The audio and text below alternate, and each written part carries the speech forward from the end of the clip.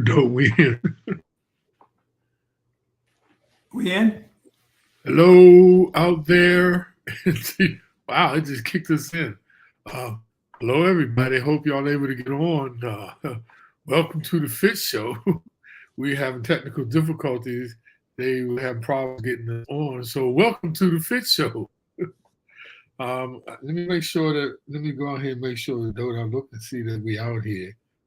It's like we're here live. And it didn't even, it said in stream. Yeah, now we in. There's Cool. two people on. I don't see who they are. Hope y'all here. So we're having technical difficulties with our virtual studio, you all. Not So we, like, the network. Your network is having technical difficulties. yeah, the network is acting. But it's not the work. No, it's StreamYard. It's not the network. That's what I mean. The network that you're using is having difficulty. Okay, all right. I see Carl. What's up out there, Carl? Okay, Linda. About time. Wow, I had a tough time. No, we wasn't getting on, Linda. We were blocked because of traffic. Something was happening with the virtual studio with the network. So we in and welcome everybody. We got, a couple of people on God and they coming on slowly.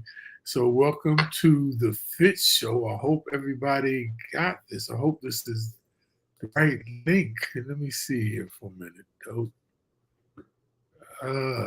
You're live. So, hey, Modestine. Okay, I'm found here. We had trouble getting into Modestine. Let me make sure this is the right one. Yeah, this is the right one, though. Good. Okay, everybody's starting to get in. Okay, we wasn't in ourselves. So thank God. Welcome everybody who's here with us today. This is the FITT Show, and let me see if the banners and things are working. Everything else is not working. And today is May 16th, Thursday. Welcome. This is our 150th show, and it was not without crazy fanfare. Hey, Dote, how you doing today? Fantastic, my brother. How are you? I'm great. I'm glad we finally got in. And thank you all for being patient and trying to get in. We are the FITT Show, financial information for today and tomorrow. We want to make sure that you all connected. This is kind of weird how it happened today. We wasn't even getting in. A lot of people thought it was them. We wasn't even on. So I'm glad they fixed it, and we're on. We're live. And today's show, this is the 16th of May, and welcome everybody around the world. And thank you, people that slowly started. So this is good, okay? And everybody who's hanging, that's pretty cool. So, let's go ahead and kick the show off, and people as they get in, they'll just join us real time. But let's start off like we always do. Let's start off with the stock market. Well, how was the stock market today, though? Well, today was down today, but it's been on a really, really good run because April's inflation numbers came in positive. When I say positive, which means it showed that inflation was slowing, so the market reacted favorably.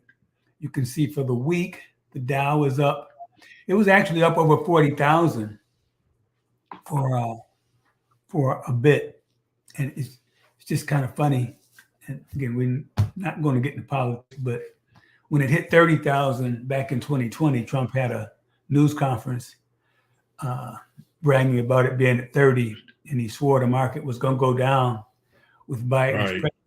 And we don't get into politics here, but it's just funny. That was just funny to me because the Dow was up over 40. It didn't close over 40,000, but it was up over 40,000 today. The NASDAQ's up 16,698, 352 points over last week, 2.2%. And I tell you what, me and the tax man were happy this week as far as how the market did. I had a pretty good week. Microsoft's up 9, Tesla's up 3, Apple's up 5, Pfizer even went up 1. Now, and I always complain about Pfizer, but like I told you before, it's paying me about a 6% dividend. So that kind of makes up for some of the fact that the stock isn't really growing. And my favorite stock, NVIDIA, went up 57 points, and it actually was up over its record close of 950. It hasn't closed above 950 since last March, and so hopefully they're going to announce earnings next week. So hopefully it'll surpass that, because a lot of the analysts have its target up way over 1,000. I've seen them as high as 1150. So hopefully it'll keep rolling. And Google continues to go well it's up 3 points to 175. So a very good week. Again, this can change. It can go down 400 or 500 points tomorrow if some negative inflation news comes out. But right now it looks positive. So the market is still holding out hope that the Fed may cut interest rates before its September meeting. And who knows if that's going to happen? There's a million things that make that happen or not happen. We'll just have to wait and see. So we always tell you, you invest for the long haul. None of these stocks I'm interested in selling right now, but they are all doing really, really well. And on paper, I'm making a lot of money, but you don't really make money until you sell, and I'm not ready to sell yet. So that's where we are in the market. Oh, and the other thing is our topic today is gold. And remember I bought some gold. I threw it into a Roth back on April 15th. And since that time, put 15,000 in. 7,500 for me, 7,500 for my wife, and it's 15,000. It's up over 16,000 now. So up over 8% in less than a month, or about a month. And I don't return. Yeah, but I don't expect it to continue. And obviously I didn't know that was going to happen. I would have put a lot more than 15,000 in. And we're going to talk about some of the reasons I did that in our show tonight. Cool. So let's get into the cryptocurrency market, Joe. Dope. It's up, only 16 billion the total market cap for cryptocurrency, but the Bitcoin is back up by 2,000 compared to last week at $65,375 per Bitcoin, and that's only 3%. So there's been a modest increase. Ethereum is down. The smart contract is down. I don't know what's going on there. And the other ones just fighting right along. Solana, 3% up. So the cryptocurrency market kind of, for a minute there was just going up, up, up, up. And all of a sudden now it's been kind of just, cruising along. It'll go down one week and go up next week by 3%. So like we said, it's about holding for the long term. But if you got into Bitcoins, before 2021, you'd be doing pretty well, because it was definitely much lower than what it is today. That's if you were in Bitcoins. Even some of the other ones like Ethereum is way up from 2021 too. So if you were one of those fortunate people who got in early, you should be faring very well. But the people who got in after 2021, after the pandemic, you might be just breaking just a little bit below water. But that's it for the cryptocurrency market, though. Let's talk a little bit about the show today. Our show today, and before I go any further, though, I need to make sure. Hello, everybody. Thanks for getting in. I'm here. We all are not on Facebook. Oh, that's right. Rodney's on YouTube, and it wasn't the Facebook thing, you all. It was the virtual studio. We use StreamYard, and now that's it.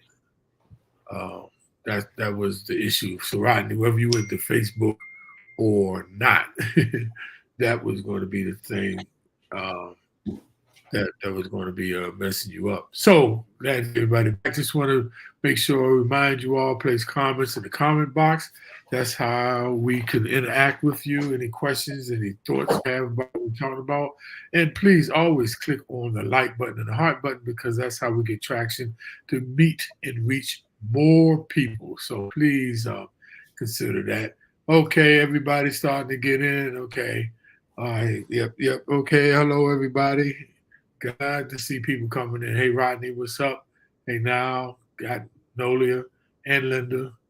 That's good stuff. And Carl, good to see you on, and several other people around the country. So, dope. I always talk about when you talk about the stock market, I always throw in the gold and silver that I have, especially the gold. And this week, we want to talk about, will gold work for you? A lot of people don't really understand the workings of gold. I know they've heard it, but today we want to get a little bit in-depth talk. Is gold as another investment? And the question is gold good for your portfolio? Yeah, Bob. Some people, it is really two ways of two streams of thought on gold. Some people think it's a relic because it's no longer behind our currency system, and it doesn't hold any monetary qualities at all as it used to in the past. And in the current environment, obviously paper currency is what everybody uses, and that's the mode we use for buying and selling. And so the critics on that end think the gold's only benefit is to be used in jewelry, which it is. But on the other end, you got people who look at gold's value and look at it as an asset and these intrinsic qualities. It's rare, and it's unique, and it's necessary for investors to hold in their portfolios. And in the end, economists and market professionals, they view gold as a diversifier. It's a hedge against inflation, and it's a safe haven when the economy goes bad, and sometimes stocks and bonds all fall. Like we've seen that happen, and gold might be the one commodity that you can have that withstand bad economic times. And so you got people who think it's worth investing in and people who think it's just an old relic. But in the end, whether or not you invest in gold or anybody invests in gold, it depends on your own individual circumstances, how you think the market's going to do, and your own particular situation. It's not for everybody. And as I told you, I bought some primarily as a diversifier, just to put something different in my portfolio and to have something else when the market turns bad. So for me personally, that's why I did it, but everybody's situation is different. Yeah, well, though, in the intricate maze of investment choices, gold stands out as a symbol of stability, and it's a reliable safeguard against economic turmoil. I'm talking about that happens in actually global turmoil. Its timeless allure spans cultures and centuries, representing wealth and offering security amidst financial uncertainties. Now, as the 2024 unfolds against the backdrop of inflationary challenges, as I said, geopolitical tensions, the pivotal question for investors is buying gold a good investment? Now, in times of inflation, market downturns, and geopolitical instability, gold has consistently served as a haven for investors, safeguarding wealth when other assets suffer. And during these periods of high inflation, gold's appeal is enhanced because it tends to move inversely to the value of currency. As the purchasing power of currency declines, gold prices often rise. Now, this inverse relationship highlights gold's role as a defensive asset, providing a stalwart against inflations and the capacity to erode wealth. Now, it serves not only as a hedge inflation, but also as a key component of diversifying investment portfolios. Me and Doe always talk about, there's a horizontal, then there's a vertical diversification. And, the more you diversify, the better you are against economic conditions and changes, right? But, this underscores, the characteristics by inflationary pressures, currency devaluation, and market volatility underscores the potential benefits of gold as an investment. Now, remember this, before any investment, me and Dodo always say thoroughly research or consult with a financial advisor is advisable to ensure that you align, with your financial goals and your risk comfort. Now, for those aiming to diversify their portfolio, mitigate risk, gold definitely serves as an option in the complex investment landscape. But we want to just talk a little bit, give a little bit of background of gold, and we're going to get into, is gold for you? Yeah, well let's start with a little history of gold and how it became, how it got to where it is now. And if you go back in history and look at gold, it goes back even before the ancient Egyptians who started making jewelry and religious artifacts. It was till around 500 BC that gold started to act as a currency. And at that time, merchants wanted to have something standardized that was easily transferable and easily transferable form of money that they could simply trade. And the creation of gold coin stamped with a seal seemed to be the answer, as gold jewelry was widely accepted and recognized throughout various corners around the earth. So following the advent of gold as money, its importance continued to grow throughout Europe and the United Kingdom, with relics from the Greek and Roman empires displayed throughout museums all over the world. And Great Britain developed its own metals-based currency in 775. That's going way back. The British pound, which symbolizes a pound of sterling silver, also have shillings and pence, were all based on the amount of gold or silver represented. So eventually gold became to symbolize wealth throughout the whole world. And so that's kind of how we got to where we are now. So the United States created this bimetallic standard, right? So the United States continued with this gold tradition by establishing bimetallic standard in 1792. Now, the standard simply stated that every monetary unit in the United States has to be backed by either gold or silver. Doesn't that make sense? That the dollar is being backed by something. For example, $1 US was equivalent back then to 25.7 grains of gold. So in other words, the coins that were used as money simply represented gold, silver, and that was presently deposited at the bank. Now, however, this gold standard didn't last forever. During the 1900s, several key events eventually led to the transition of gold out of the monetary system, because gold was the system. It wasn't paper money. So in 1913, the Great Federal Reserve, central bank, was created and started issuing promissory notes, as we know as paper money. Now, that could be redeemed in gold on demand. So the Gold Reserve Act of 1935 gave the United States government title to all the gold coins in circulation and put an end to the minting of new gold coins.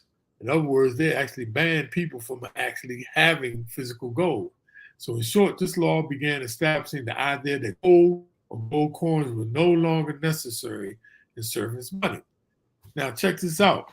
The United States abandoned the gold standard in 1971 when its currency ceased to be backed by gold. And if I'm right, that was President Nixon who actually stopped that. A lot of people didn't realize, because we used to have, I know y'all used to hear about Fort Knox, where we used to keep the gold, and it was backed. That's why that paper money has something. But now it's not even backed by gold anymore. Yeah, well, and even though gold no longer backs the US dollar or any world currencies, it still carries importance in today's society. It's critical to the global economy. And to validate this point, just look at the balance sheets of the central banks and other financial organizations, such as the International Monetary Fund. Gold is still very, very important. And it has use. It has use too, though, because gold is used. They got watches. They got, and I'm talking about big semiconductors, gold and silver. And then all the cell phones, that's silver. That's why when you actually want to get rid of your old cell phone, and they'll say we take it. That's because there's silver in them phones. So gold has uses. Now, gold preserves wealth.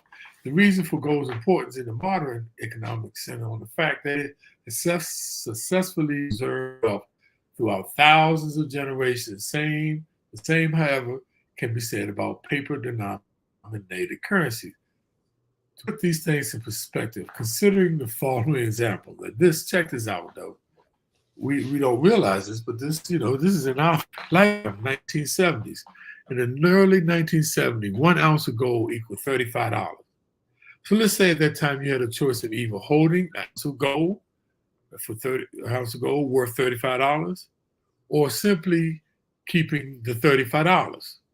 They would both buy you the same things, like a new business suit or a fancy bicycle. However, if you had an ounce of gold today and converted for today's prices, it would still be enough to buy a new suit. But the same can be said for the $35 in fiat, what they call paper currency. Now, in short, you would have lost a substantial amount of your wealth if you decided to just hold the $35, as opposed to an ounce of gold. The value of gold has increased, while the value, and this is the key, of the dollar has been eroded by inflation. You keep that in mind, you all, about the power, the purchasing power of your dollar. Yeah, and the idea that gold preserves wealth is even more important in an economic environment where investors are faced with a declining U.S. dollar and rising inflation, as we've suffered the last few years. So historically, gold has served as a hedge against both of these scenarios. Rising inflation, gold typically appreciates. When investors realize that their money is losing value, they will start positioning their investments in a hard asset that has traditionally maintained its value, as Bob just showed you in that example. The 1970s present a prime example of rising gold prices in the midst of rising inflation. And so the reason why gold benefits from a declining US dollar is because gold is priced in US dollars globally. So there are two reasons for this relationship. Investors who are looking at buying gold, for example, the central bank, must sell their US dollars to make this transaction.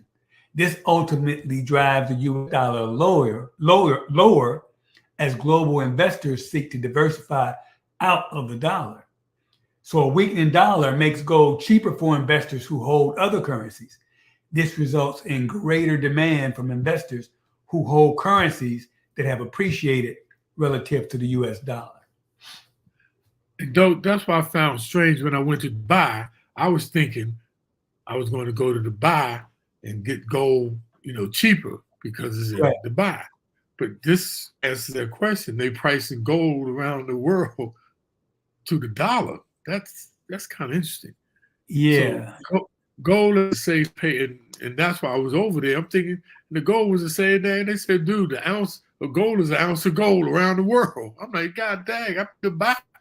Hey, Bob, I'm convinced that gold is cheaper in Singapore. Don't ask me why, and I can't prove it. But it's funny because Chris Tucker, the comedian, said the same thing. And I'm convinced it is. I don't have any empirical proof, and usually I'm a guy that depends on facts. But I believe gold is cheaper in Singapore. Don't ask me why. But remember, we're going to get into it, though. When you're holding gold physically, when you go to, trade it in, there's a different price. They start discounting it and bartering different prices than if it's being held as a stock in the stock fund. But we're going to get into that, and this is kind of stuff you need to understand. We're going to get into that a little bit better. But hang with us because we just want to give you the basics of gold because it is a viable investment, but you got to know about it. Like we always talk about, before you get an investment, at least know about it. And I don't think people knew as much as we're going to say it today. Now, the gold is a safe haven. Whether it is tensions in Ukraine, Eastern Europe, the Middle East, Africa, elsewhere, it's becoming increasingly obvious that political and economic uncertainty is another reality of our modern economic environment. Now, for this reason, investors typically look at gold as a safe haven during times of political and economic uncertainty. The history is full of collapsing empires, the Roman Empire, the Greek Empire, political currencies. During such times, investors who held gold were able to successfully protect their wealth. In some cases, even used the commodity to escape from the turmoil.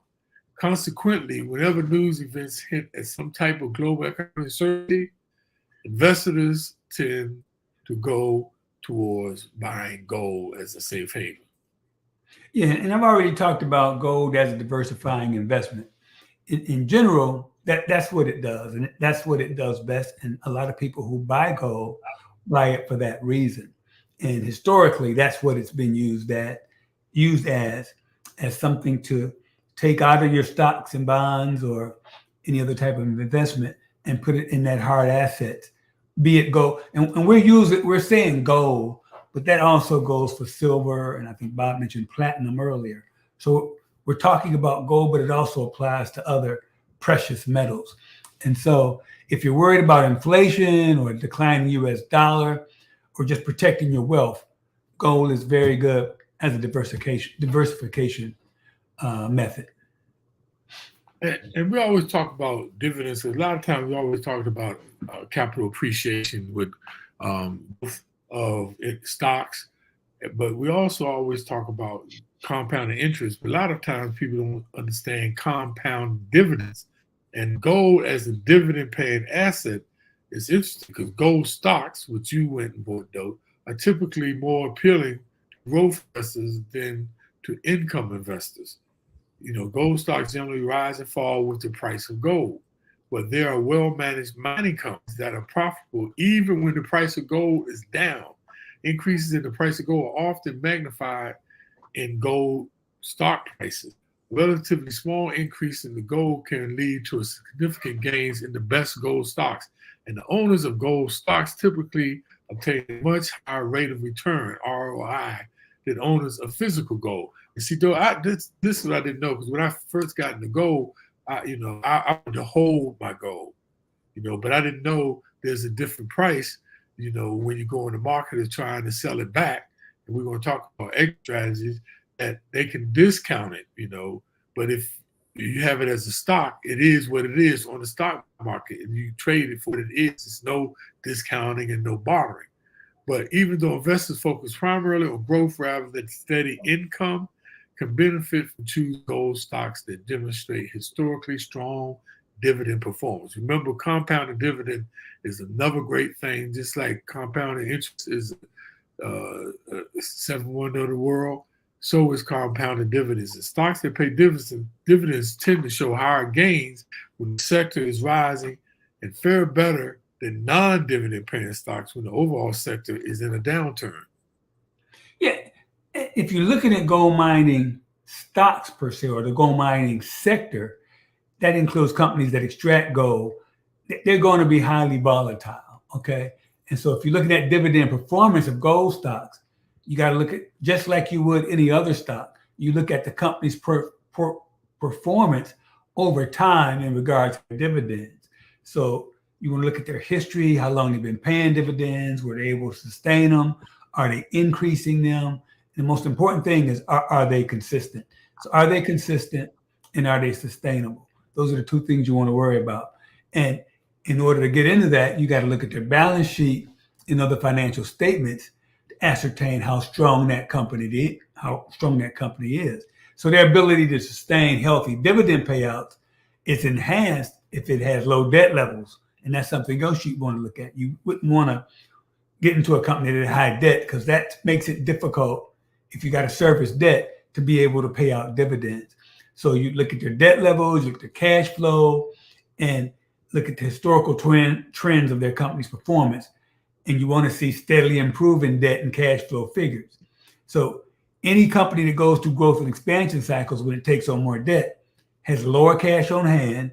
And so chances are they won't pay out the higher dividends. So if you decide to look at a gold mining company, make sure you are able to analyze its financials and make sure that they're going to be able to pay you the dividends that you're expecting. Let's talk about some of the different ways of owning gold. Now, one of the main differences between investing in gold several hundred years ago to today are there are many more options. One of them is gold futures. Now, I don't advise anybody to get in futures, because that is some deep dealing with margins, and you can really lose a lot of money, but you can make a lot of money too.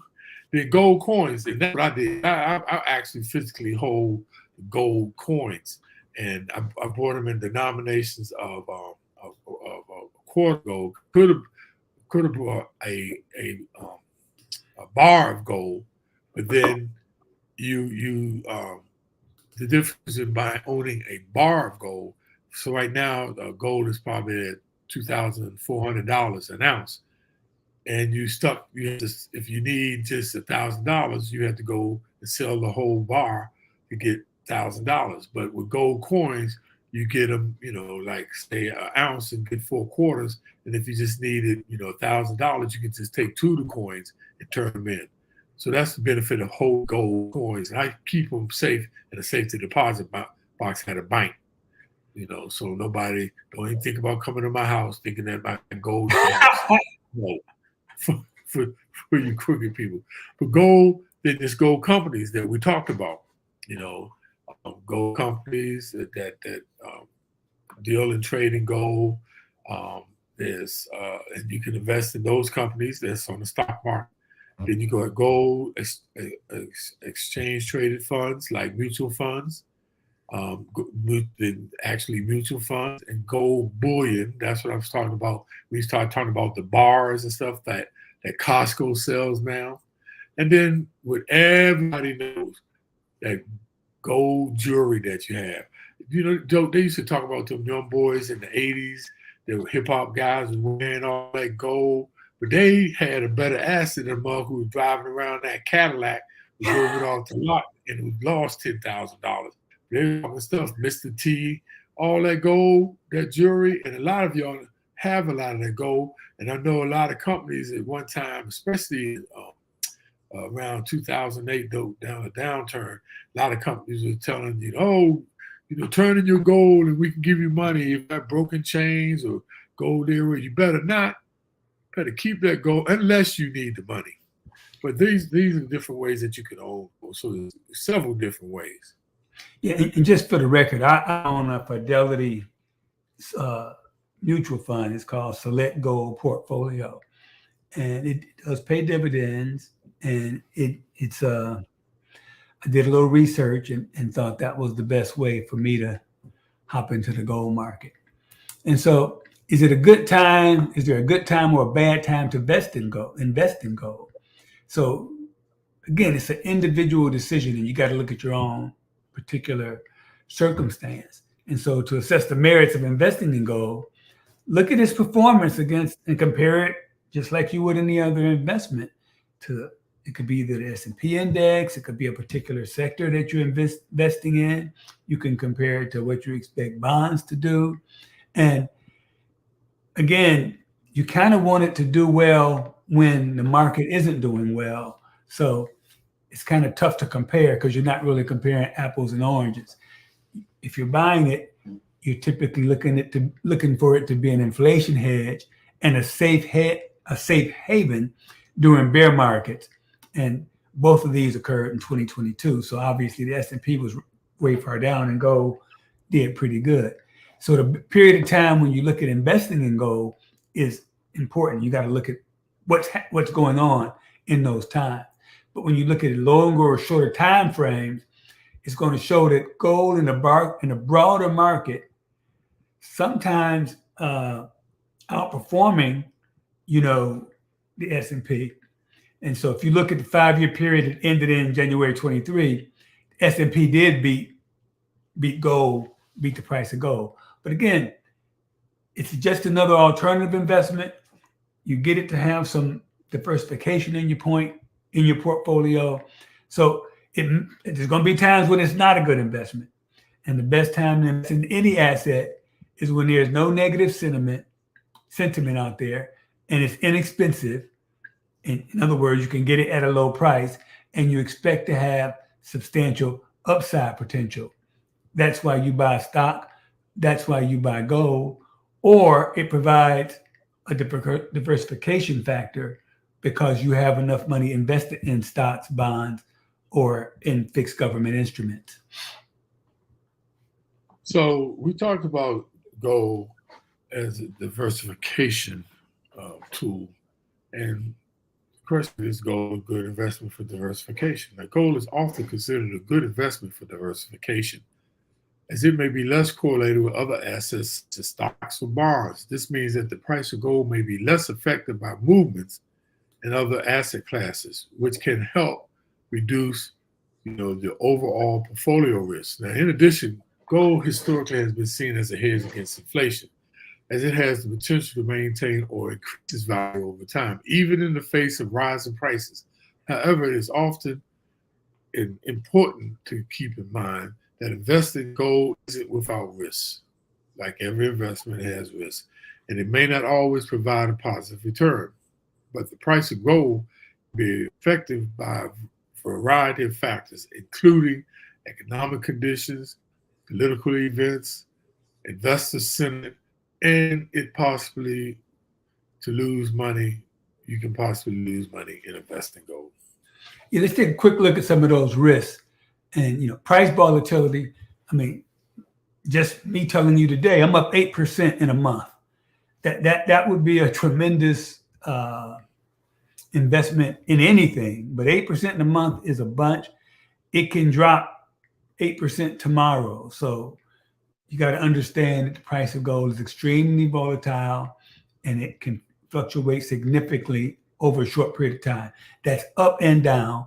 And it's also difficult to predict its value, and that can make it a risky investment. Nobody can tell you what's gold going to be a year from now or 2 years from now. It's not like a company where you can look at their financials and see that they're on a growth curve, or that they come up with a new product, or they come up with a new idea.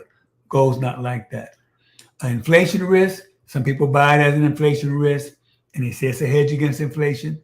But again, there's no guarantee that the price of gold is going to go up as inflation goes up. There's that political risk. Something crazy can happen, which can affect gold prices. It could be a war, an election, changes in the government, anything can happen. And then with gold, you got the storage and insurance costs. Because if you own some gold and you physically have it, you probably want to have it insured, because of course it can be stolen. And it's a pain in the neck to own and have in your house. One, it's heavy too. And so, or you have to get a safety deposit box. If you're smart, you wouldn't have it in your home. So you want to have it insured or stored, and those costs can add up, and it's really not part of the investment. So it's always a good idea to consider the risk. If you're thinking about buying gold, if you're thinking about buying any investment, consider the risk. Talk to a financial advisor who can help you decide, help you do the research, and help you determine if that's should that be part of your portfolio. Now, some people might ask the question, how can they invest in gold without physically holding it? And there are several options for investing gold without physically holding it, like the gold mining stocks, mutual funds, exchange traded funds that invest in gold, gold-based savings plans, believe it or not, or gold certificates. Then you also have gold future contracts and options on gold futures. Options where you buy the contract, and if it reaches a certain price mark, you can execute it, or if it don't, you just lose the money of the option contract that you paid for. But they have those in gold also. So there's several different ways where you don't have to actually hold the gold, which I just believe, though, I'd rather hold my own daggone gold than to have some other person holding it. But that creates the problem of when you go to try to redeem it, I'm going to have to go to a broker, like a couple of places I do know of in Rockville, Maryland, Asset Internationals. They'll take it, but they're going to try to bargain for what price they want to give me for the gold. Yeah, so that's the main reason I didn't buy gold, and I chose to buy a mutual fund through Fidelity, because I know, again, if I want to sell it, I can sell it at the end of the day, anytime I want to, and don't have to worry about anything. But let me try to put a bow around this whole thing. Like anything else, there are advantages and disadvantages to every investment. If you don't want to hold physical gold, and you may consider buying shares in a gold mining company or a mutual fund or a sector fund or a particular precious metal, be it gold, silver, platinum, or whatever. And if you think gold can be a safe haven against inflation, then you might consider investing in coins, bullion, even jewelry. Those are ways you can take to increase your gold holdings. And it's usually a safe haven when things are crazy, the economy gets wacky, or uncertainty hits, or a recession looms. And finally, if your primary interest is using leverage to profit from rising gold prices, then you might want to look at futures. And that's something I never mess with. I consider that way over my head. But if you want to learn about that, that's one thing that you can do. Big risk associated in futures, and that's something I was never willing to accept. And so both, as I said before, gold and silver can function as safe haven assets, but gold tends to have a better track record over a long period of time than silver. So you got to look at it, what works for you, how it fits into your portfolio, what your long-term plans are. Make sure you have a way to get in, make sure you have a way to get out, because that part can be very tricky when it comes to gold. And that's true of any investment. Right. You got to choose the right asset, but you have to do it in a balanced way. You have to have a diversified portfolio that's going to be able to withstand all the ebbs and flows of a global economy. And so as you think about the role of gold in your portfolio consider how it can help you have a stable, balanced, and a prosperous financial future. And I know some people say, why are we talking about gold? We believe that our show is about providing information, and how you use it, it depends on you, because we're not selling anything. We're not getting commissions. We're not fiduciaries, but we want you to know what's out there. And like we always say, you only know what you don't know. And we're true believers in there are so many ways to invest. And like my man Rodney L. Madison, even him who has the holding mortgage notes, which is another way to make money over a long-term period and have a steady income. And it's all about understanding your risk comfort, it's understanding your financial goals, and then looking for the investment products that fits your goals, because there's so many out there. And if you have a balanced portfolio, that's the way to go. And that's a lot of people don't think most rich people money was inherited. That is not true. Most people's money was made through the stock market and through businesses, through investing in businesses. And Bob, and most people didn't buy Apple at 1 and sold it at 1,000 to get rich. Right. A lot of people got rich by the basics that we always push: consistent, constant investing in the stock market. And we've always said that the S&P averages around 10%. And if your portfolio can average around 10% a year, your money's going to double every 7 years. And that's just, it's mind-blowing when you understand that if you have $5,000, okay, and you're getting 10% a year, in 7 years, it's going to be 10,000. 14 years, it's going to be 20,000. 21 years, it's going to be 40,000. 28 years, it's going to be $80,000. And that's just with $5,000. And if you take that and put it with 50 grand or 100 grand, the same rule holds. It doubles every 7 years. So the key is starting early. And when I say that rule of 72, that's not taking into account any money you save in that time period. That's just that initial investment will double every 7 years. So if you start young, get that money put away, say by the age of 30, you got a nice hunk of money, continuing invested and letting that money grow, that's one way you build wealth. And that's how most people who get rich got rich. And Doe, I tell people this all the time. Creating wealth You don't want to be working for your money. You want your money to work for you. Like having a job, that's working for money. Getting the income from your job compensation, that's working for your money. That's putting up with bugs, talking to you, not giving you raises, seeing you for other people. But when you invest in passive income, which we talked about the stock market and commodities, and things where your money's working for you, you're not doing anything, and you're taking advantage of compound interest and compounding dividends. That's how you build wealth, where your money works for you. Yeah, and think about it, man. Just with the 1 month, I made $1,000 doing nothing, doing absolutely zero. Put 15 grand in. 1 month later, I got 16 grand.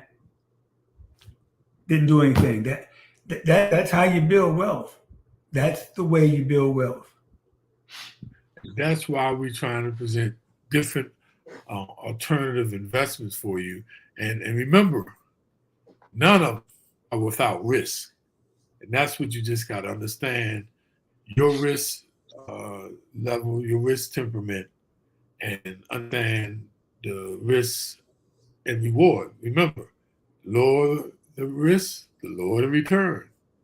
The higher the return, the higher the risk. You have to decide. So we just wanted to, talk about gold, because a lot of people sometimes, don't think about gold as an investment. And even if for some of you all out there who not going to get into any gold stocks, or not going to get into gold coins or gold at Costco's and the gold bars, keep that jewelry you got from your grandmother. But you can always consider putting a small, getting a mutual fund, some kind of metals mutual fund, gold, silver, or one that does several of those. Mine is a select gold portfolio, and that's what I thought was best for me. But again, you want to have something that's doing good no matter what the economy is doing. If the economy is doing bad, hopefully your gold will be doing good. And that's why we talk about diversifications. And you're in different countries, different parts, you invested in different parts of the world, because Europe's not going to be, their financial performance is not going to mirror what's happening in the US.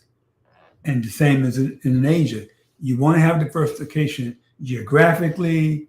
You want to have it with the individual products you have. And that's the way you constantly make money, regardless of what is going on in the world. How you make money, how you generate wealth, always appreciating assets. We know that. But how you create generational wealth is simply put. When the market's up, you have things that ride the wave. When the market is down, you have things that are less riskier. They were risky down here. They wasn't making the same return. But when stocks start going down, bonds and gold goes up now. And that's how people, for years, have made on both sides, the downside and the upside. And that's what having a balanced portfolio is. That's what we are trying to get people to make sure you broaden your diversification, because the more you're able to outperform during downturns, economic turmoil, and geopolitical things. So with that note, let's go to the video. And again, when the market's down, that's when you should be buying, when prices are low. That's when you can make money. All the stocks that I own, that I do in the update, I bought them when they were down, and they've all grown tremendously since I've had them. And if you're buying consistently, you're going to catch some things when they're low. You are. It has to be that way. So just think about that. And remember, you all, this is the myth. It does not take a lot of money to invest. I use the chart with these young people about if they invested in, it was, I think it was 2002 in Domino's Pizza, $1,000. In 20 years, it grew to 59,000. Netflix, if you invested in Netflix in 2008, if I'm right, $1,000, it grew to 490 something $1,000. So don't believe the myth that you got to have a lot of money. No, you don't. But the name of the game is to be consistent. If you can only buy, you only got $1,000 and it's something $10 a share, you can only buy, what's that, 100 shares? No, is that right though? Yeah, right. And if you only have $1,000, you can get 100 shares, and then next month, if you buy some more, buy 50 shares.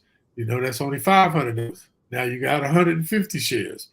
So don't think it takes a lot of money. It just takes being consistent and also doing your research and understanding the rule of diversification. Let's go, Dope. Let's go to the summary and takeaways on gold. And I'll kick it off, right? I will kick it off, my man. Okay. Summary takeaways for will gold work for you? Gold, and we said this sometimes, is an inflationary hedge. When inflation is going up, gold is usually the inverse effect. It actually gold is an inverse effect with inflation. So always consider that when you're looking at gold stocks or even physically holding gold. Yeah, make sure you have an exit strategy. Make sure you know when you plan on selling. If you plan on holding for a long term, especially if you actually hold a physical gold, make sure you have a way to get that to where you need to sell it, whether it's a broker or whatever the case may be. Or if it's something you're buying for the short term, make sure you have a way to sell it and get your funds back. And it's good for diversifying your portfolio. That's the name of the game. That way you can, sort of safeguard your assets in, times of turmoil and good times. So always diversify. We can't say it enough. Diversify. And gold is, and even silver too, by the way. But gold tends to do a little bit better than silver. So will gold work for you? Hopefully we've given you some facts that you can make that call of whether you need that inflation hedge in your portfolio, whether you need that diversification. We've given you a couple of different options of ways to acquire gold, or again, we say gold, but we also mean other precious metals. So sit back and decide if gold should be part of your portfolio. Hopefully we've given you enough information to answer that question. And just want to let people know a little fact, right? One of the reasons why cryptocurrency was created was because the dollar was, really losing value, and actually gold was also tied with it. So that's why they came up with cryptocurrency, a digital currency, to go against the fiat currency, which is the currency of a particular government. And that's the reason why, because the gold, wasn't moving like they were expecting it to. So that's why cryptocurrency came about, and so always you all diversify. We just want to remind you of that. We hope you provided you with some good information. Want to thank you all so much for tuning in. Thank you, my sister Nolan, for being there. Rodney Madison, thenoticefriends.com. Go out there and check them out. So good to see you, Carl. And man, Rainier Rivers. That's our neighborhood. He's the songbird, though. That mug, last time he hung it out at my Bowie Town Center, he sang his butt off. Little pieces of his butt was all on the floor when he left. And Garnett, what's up, dearest? So good to see you. And Can't forget the wonderful motor scene down there in South Carolina. And thank you all for bearing with the technical difficulties out there. And my quote for the day, though, is, if you think practice is boring, try sitting on the bench. All right. Have a great day, ladies. I always get nervous when you get going, but okay, that was okay. You like that one, though, the sports analysis, though? You like that? That was okay. That takes a lot to get you to like it. All right, y'all. See you next week. This was our 150th show, though. Congratulations, man. We've been rolling, and I'm looking forward to when we get that 200th show. Next week, hopefully, we won't have these problems, y'all. But thank you for hanging in there with us. It's out of our control, so thank you, and have a great week. Talk to y'all then.